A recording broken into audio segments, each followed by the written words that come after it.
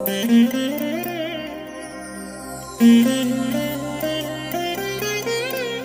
దినం పరము నుండి దిగివచ్చు మాట. ఇది నీ జీవితానికి వెలుగుల బాట. నీ ఒడిలో ఉంచబడిన దీవెనల మూట, అద్భుతాల ఆనంద ఊట. జనవరి 4 సంవత్సరమంతా మీరు బైబిల్ చదివి ముగించడానికి మీరు చదవలసిన లేఖన భాగం ఉదయం ఆదికాండం నుండి 10, 11, 12 అధ్యాయములు, సాయంత్రం క్రొత్త నిబంధన నుండి మత్తయి సువార్త 4వ అధ్యాయము. ప్రియమైన దేవుని బిడ్డలారా, నేటి వాక్య భాగమును మనం చదువుకుందాం.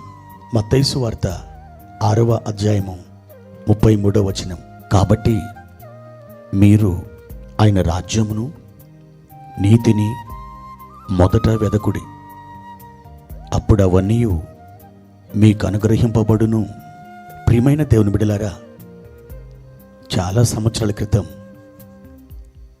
నా విశ్వాసపు తొలి అడుగులు వేయుచున్న ఆ కాలంలో ఒక గొప్ప దైవజనుడు వాక్యాన్ని ప్రకటిస్తూ ఆయన అన్నాడు, మొదట ప్రభువును మనం వెతకాలి.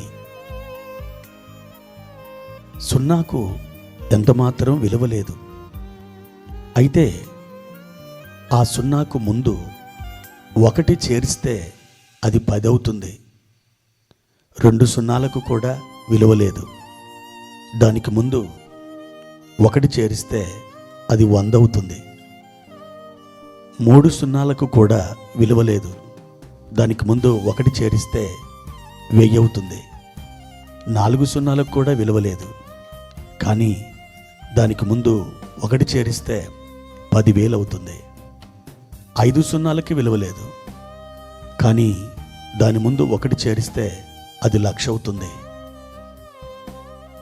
మన జీవితంలో మన ఆలోచనలు, మన ప్రయత్నాలు, మన కార్యకలాపాలు ఇవన్నీ కూడా సున్నాతో సమానం. ఇదంతా ఒక జీరో. ఈ జీరోని హీరోగా మార్చడానికి నెంబర్ 1 అనగా మొదటివాడు అని పిలువబడుతున్న మన ప్రభువుని మనం ముందు ఉంచినట్లయితే మన ప్రయత్నాలకు, మన ఆలోచనలకు విలువ, గొప్ప విజయం అనేది ఉంటుంది. ఈ అద్భుతమైనటువంటి సలహా నా జీవితాన్ని విప్లవాత్మకంగా మార్చివేసింది.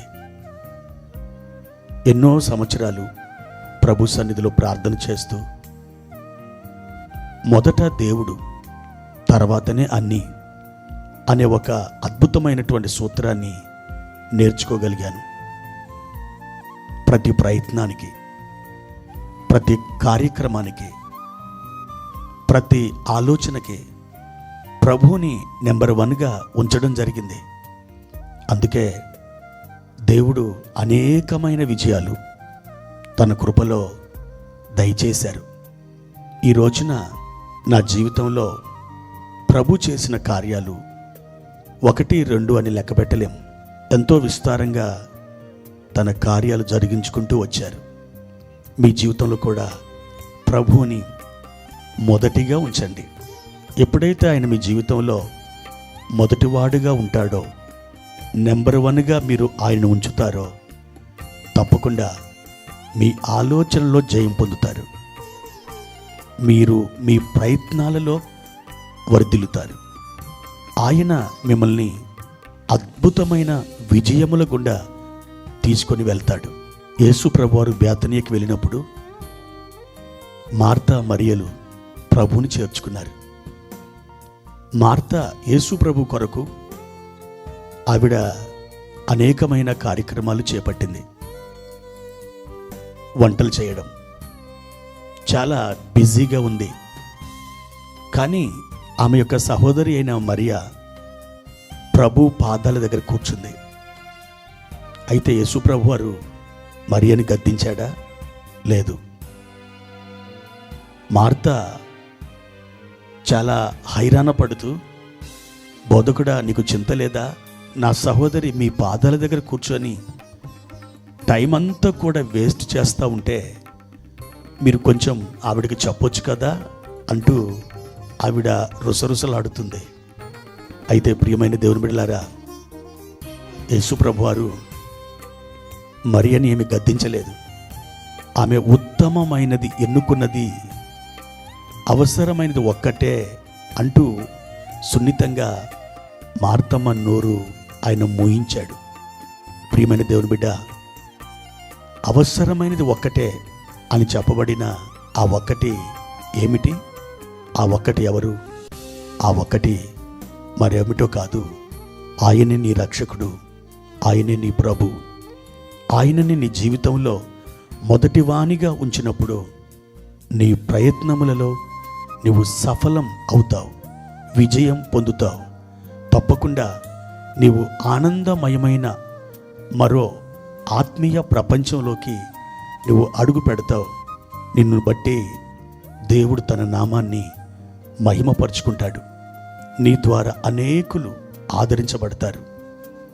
అట్టి కృప ప్రభు నీకు దయచేయునుగాక. ప్రార్థన. ప్రియమైన తండ్రి, మీ ఘనమైన నామానికి వందనాలు చెల్లిస్తున్నాం. అవసరమైనది ఒకటే, ఆ ఒకటి మీరే నాయనా. మా ప్రియ తండ్రి, మా జీవితములలో మిమ్మలను నెంబర్ 1 స్థానంలో ఉంచడానికి మాకు సహాయం చేయండి.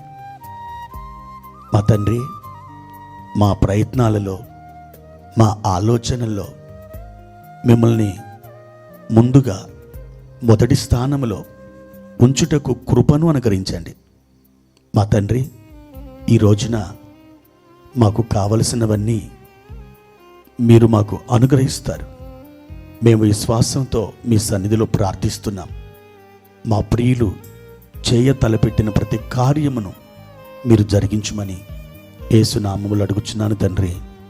ఆమెన్.